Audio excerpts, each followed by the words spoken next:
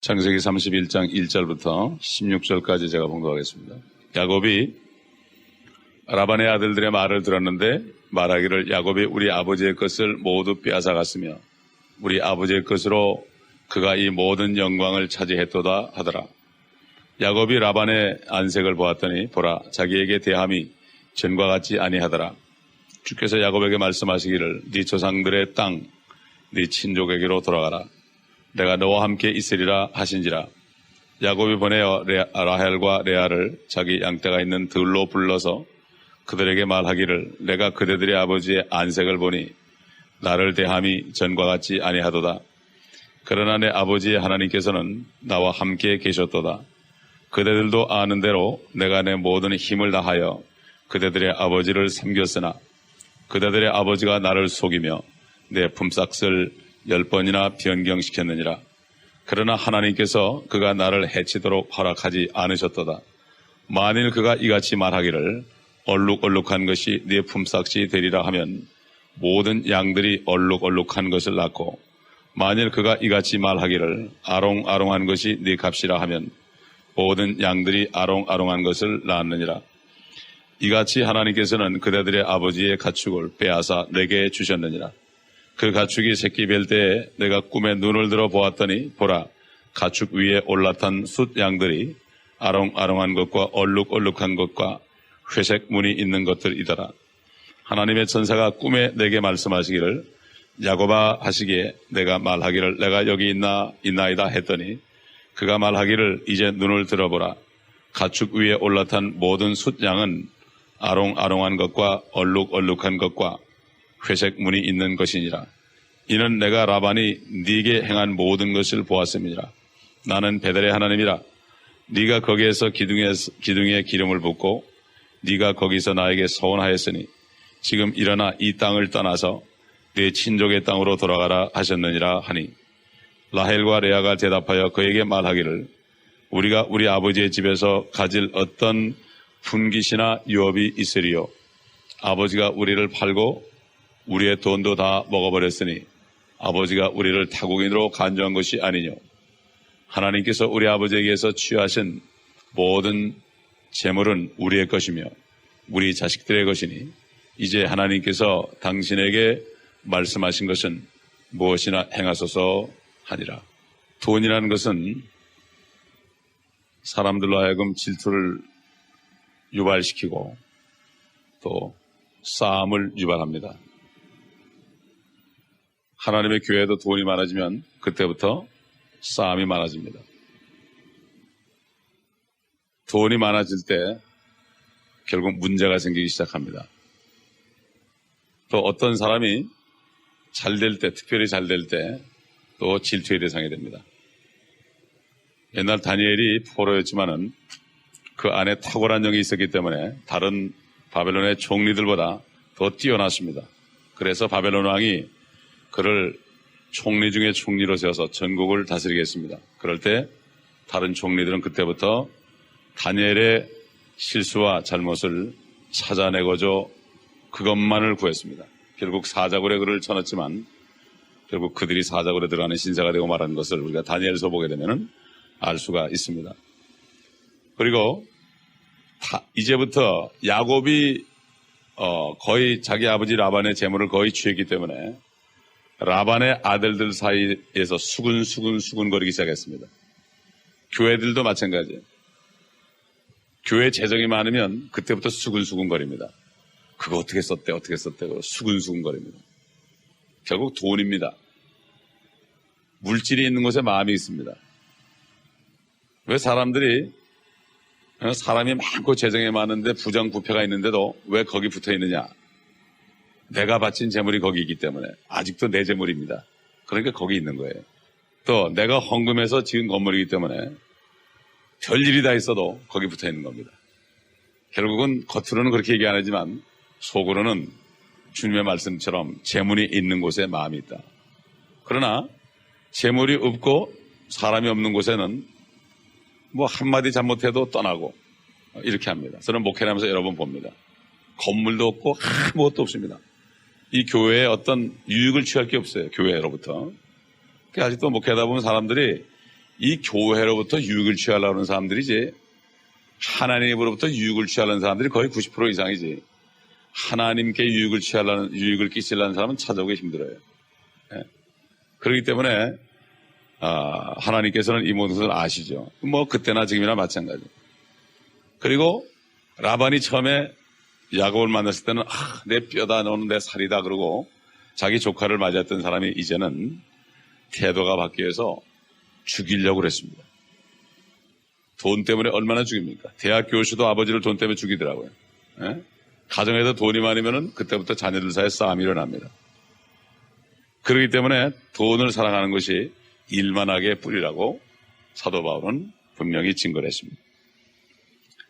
하나님께서는 분명히 야곱에게 네가 어딜 가든지 내가 함께 하겠다고 약속했습니다. 또 야곱은 20년 전에 돌베개 베고 자다가 거기 하나님을 만나고 그 돌을 세워서 거기다 기둥에 기름을 붓고 하나님께 서원했죠. 하나님이 나와 함께 하시고 나를 축복하시면 내가 하나님이 주신 것 중에서 10분의 1을 하나님께 드리겠나이다 하고 서원을 했기 때문에 그것을 베델이라고 했습니다. 하나님께서는 그 서원을 기억하셨습니다. 우리는 하나님의 은혜를 받았을 때 그 하나님 앞에 드린 서원들을 기억해야 됩니다. 다 잊어버립니다, 사람들. 그러나 하나님은 기억하십니다. 좋은 것은 다 기억합니다, 내가. 그래서 하나님께 구하는데 내가 하나님께 작정한 것은 이건 다 잊어버립니다. 하나님께서 여러 번을 통해서 설교 말씀을 통해서 깨우쳐 줍니다. 그래도 피합니다. 이게 요즘의 실정입니다. 여기 야곱이 아무리 못된 사람일지라도 하나님의 말씀엔 떨었습니다. 우리가 그렇습니다.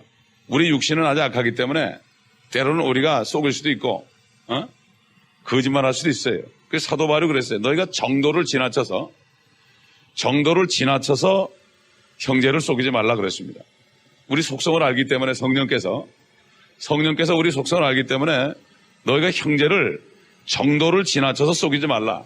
하나님이 그런 분입니다. 우리의 약함을 아십니다. 우리가 어떻게 거짓말 한 번 안 하고 살 수 있습니까? 본의 아니게 속일 수도 있죠. 연약해서. 그러니까 정도를 지나쳐서 너희 형제를 속이지 말라. 이렇게 얘기했지.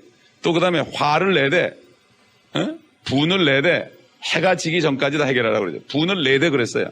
그리고 죄를 짓지 말라 그랬어요. 우리가 분을 안 내고 살 수는 없어요. 감정을 하셨고 우리가 연약한 육신에 살기 때문에 분을 내되 죄를 짓지 말고 해가 질 때까지 다 해결하라. 이 하나님은 우리의 연약함을 아시는 거예요. 그렇기 때문에 그분이 죽으셨습니다. 제가 어제 패션 오브 크라이스트라는 영화를 봤어요. 여러분 다 가서 보세요. 오늘 당장 가서 보세요. 하루가 지나가기 전에. 정말 주님이 어떻게 죽으셨다는 거. 어떻게 영화 감독자가 그렇게 성경대로 표현했습니까? 나는 지금까지 어떤 영화도 주님의 죽으심을 그대로 성경대로 표현한 사람 본 적이 없어요. 여러분 그거 보시면 저렇게 주님이 나 때문에 죽으셨는데 나는 뭐라고 있을까? 내가 할 말이 있을까 아마 깨달을 거예요. 시편 22편인 것처럼 주님은 한 마리 벌레처럼 십자가에 못 박아놓고서 못이 튀어나오니까 그걸 또 이렇게 안 빠지게 하려고 십자가를 딱 해가지고 그냥 주님의 몸이 땅바닥에 쳐주고 온전히 주님의 몸 피투성이에요. 이게 성경적이에요. 그 다음에 전부 거기 대화가 로마 병정들은 라틴어로 하고 그 다음에 이스라엘 사람들은 히브리어를 하고 영어 자막이 나와요. 그대로 했습니다. 주님이 고난과 죽으심 딱 하고 부활하는 순간에 끝나요, 영화가. 2시간 동안 주님이 고통당하는 거. 그래서 저는 그런 생각을 했어요. 우리 교회 몸이 아픈 사람들 그거 꼭 봐야 된다. 그거 보다가 주님 영접하라고 거기서. 그거 보다가 치료받으라고. 주님이 그렇게 채찍에 맞고 살이 다 떨어져 나가고 뼈가 다 드러날 정도로 그렇게 됐는데 믿질 않으니까 여기 치료가 못 되는 거예요. 채찍에 맞으면 너희는 나았다고 그랬거든요. 그 채찍이 어떤 채찍인지 눈으로 보시기 바랍니다. 왜 영화 감독은 그걸 봤냐 말이에요. 하나님께서 그걸 깨닫게 해줘가지고 다른 사람을 깨우치는 거예요. 성경을 봐도 그의 옆구리를 찌니까 물과 피가 나오더라. 뭐 그렇게 지나가는 거예요. 왜 다른 강도들은 안 죽어가지고 다리를 꺾었는데 주님은 왜 이미 죽었을까? 얼마나 고통받았으면 죽으셨겠어요? 여러분 못이 박혔다 그래가지고 피가 난다 금방 죽습니까? 안 죽죠. 얼마나 두드려 맞았으면은 머리부터 발끝까지 철저하게 두드려 맞았어요. 사람의 형상이 아니에요. 시편 22편에 나는 사람이 아니라 벌레라고 그랬죠. 우리가 그렇게 벌레처럼 지옥에 떨어질 수밖에 없는 거 주님이 그거 다 당했더라고요. 야, 어떻게 성경 마지막 찬스를 주는 거예요, 사람들에게. 지금 믿는 사람들 정신 차리라는 거예요.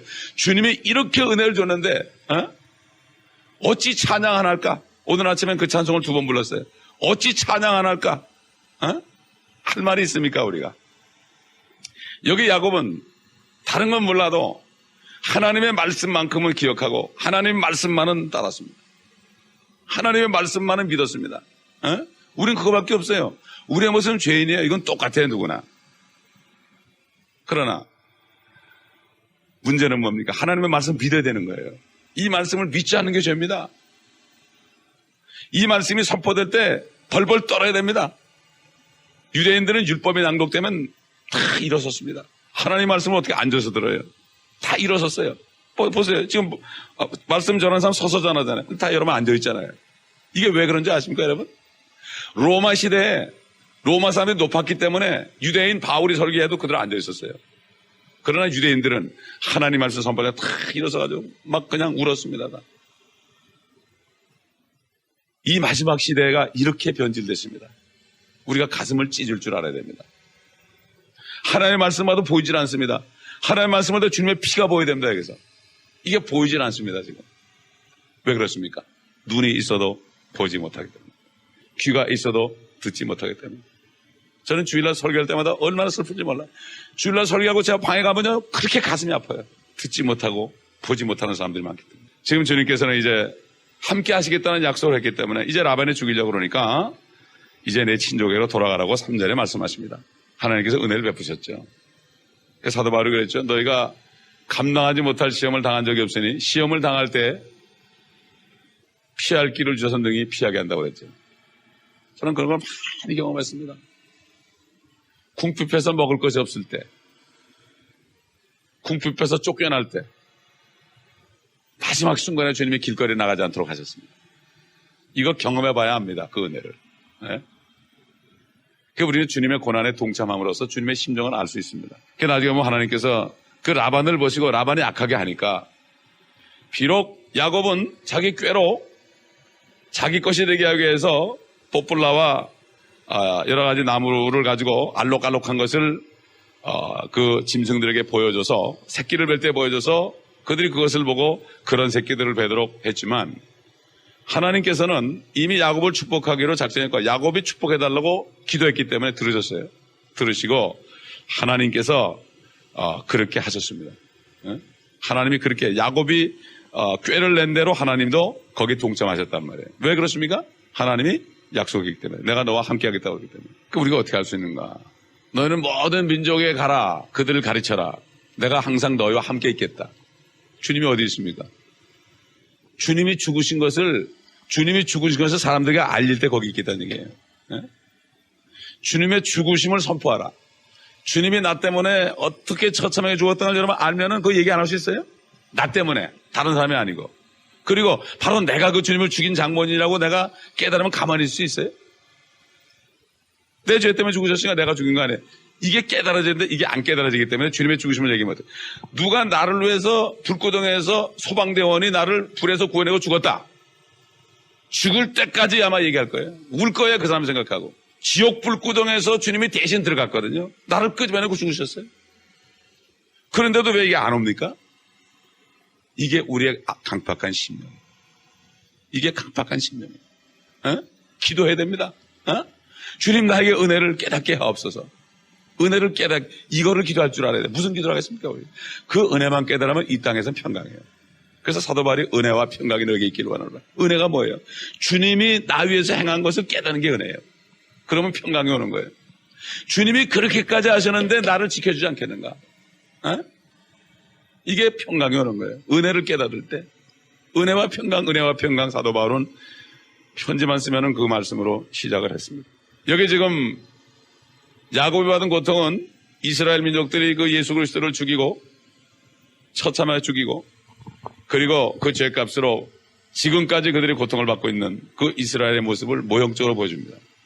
그러나 이제 주님께서 오시게 되면은 결정적인 순간의 환란 때 적그리스도 처에 완전히 전멸할 위기에 2차 대전 때 전멸의 위기에서 보여준 것처럼 그때 되면은 적그리스도를 통해서 전멸의 위기에 들어갑니다. 그때 주님이 오십니다.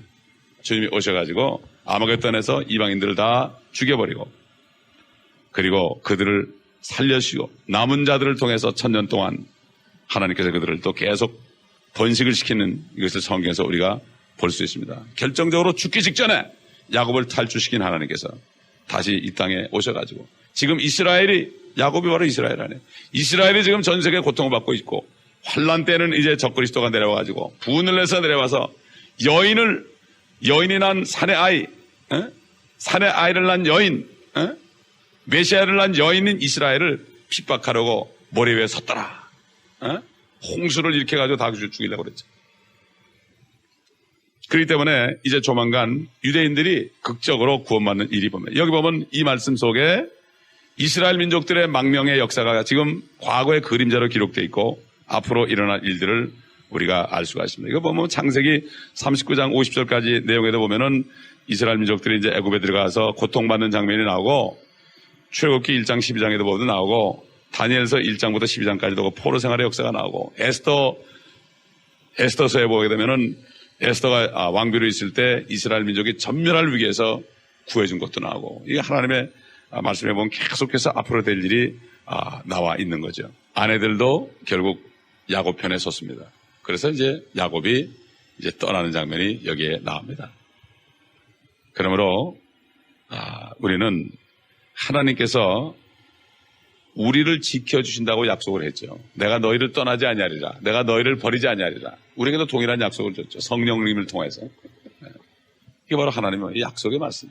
이 약속의 말씀. 그러므로 우리도 예수 그리스도를 영접했을 때 내가 이제 주님의 종으로서 주님을 따라가겠나이다. 눈물을 흘리면서 고백한 것을 절대로 잊어버리지 마시기 바랍니다. 야곱은 비록 믿음이 없는 가운데서도 나를 축복하시면 하나님이 나에게 주신 모든 축복 가운데 10분의 1을 주님께 바치겠나이다 이렇게 얘기했지만 주님께서 야곱은 그 당시에 사실 믿음도 없는 상태에서 어린아이처럼 얘기했지만 주님은 그걸 기억하셨어요. 기억하시고 축복을 하셨어요. 하나님이 할 건 하셨다고요. 하나님이 할 거는 하셨습니다. 그런데 야곱이 10분의 1을 드렸다는 얘기는 성경에 난 볼 수는 없어요. 그건 성경에 기록이 안 된지도 모르고 안 한지도 모르지만 하나님은 하나님이 하시겠다는 말씀, 이 성경은 분명히 이루십니다. 문제는 내가 하나님께 말씀드린 것을 했느냐 안 했느냐 이것이 중요한 것입니다. 그 사람들이 보면 서원을 함부로 해요. 하늘로도 마음대로 맹세하지 말라고 그랬죠. 왜 그렇습니까? 서원을 반드시 지키고 하나님의 축복 안에 계속 거해야 됩니다. 그렇기 때문에 우리가 구원은 믿음으로 받지만 이 땅에서 육신 안에 사는 동안에도 받는 축복은 하나님의 말씀을 행할 때 받습니다. 이걸 알아야 됩니다. 하나님의 말씀을 행할 때 받고 또 이 땅에서 육신을 함부로 걸리게 되면은 결국 하늘에 유업이 없습니다. 이 땅에서 거룩한 삶을 살 때 하늘에 기업이 있단 말이죠. 유산이 있단 말이에요. 그래서 너희 몸이 하나님의 성전인 것을 알지 못하느냐. 이 성전을 회파하는 사람은 하나님께서 멸하실 것이다. 그러나 이 성전을 잘 가지고 성령의 열매를 맺는 사람들은 하나님의 유업을 준다고 했습니다. 천국 가서 영원히 사는데 유업이 없으면 얼마나 쓸쓸하겠어요. 어떤 사람은 수많은 별들을 다스리는데 어떤 사람은 아무것도 없어요. 이걸 바로 불 가운데 구원받은 사람이라고 합니다. 뻘거벗고 구원받은 사람이다. 그런데 그것은 영원히 갑니다. 이 땅에서는 한번 내가 실패하고 뱅크업을 해도 7년 지나면 다시 일어날 기회가 있지만 하나님의 영적인 나라에서 뱅크업을 하면은 영원토록 뱅크업 상태로 지납니다. 마치 미국이 좋은 나라라고 그러지만 홈리스들인 것처럼 미국 시민권자인데도 홈리스가 있는 것처럼 마찬가지로 하늘에서도 홈리스가 있습니다. 그렇다고 여기 같은 홈리스는 아니죠. 물론 상대적으로 비교할 때 그렇다 이거죠. 그렇기 때문에 모든 영광이 다 다르다. 해의 영광이 다르고 달의 영광이 다르고 별의 영광이 다르고 별과 별의 영광이 다 다르다. 다 다릅니다. 그렇기 때문에 이것을 깨달은 사람이 모든 것을 다 포기하고 하나님 일에 뛰어드는 거지 미친 사람이 아니죠. 사도 바울이 그랬죠. 내가 미치긴 미쳤다. 많은 사람이 미쳐서 삽니다. 미치지 않으면 이 사람 못 삽니다. 돈에 미치든가 여자에 미치든가 무슨 갬블에 미치든가 인터넷에 미치든가 미치든지 해야 살죠. 미치는 구석지가 없으면은 살 수가 없어요. 우리 인간이. 그게 미치지 못한 사람이 다 우울증 걸리는 거예요. 어? 이왕이면 예수님께 미쳐야죠. 하나님의 말씀에 미친 사람. 어? 어차피 미친 거예요. 우리는 미쳐야만 삽니다. 어? 사도 바울이 내가 미쳤다 그래. 나는 예수에게 미쳤다고 그랬습니다.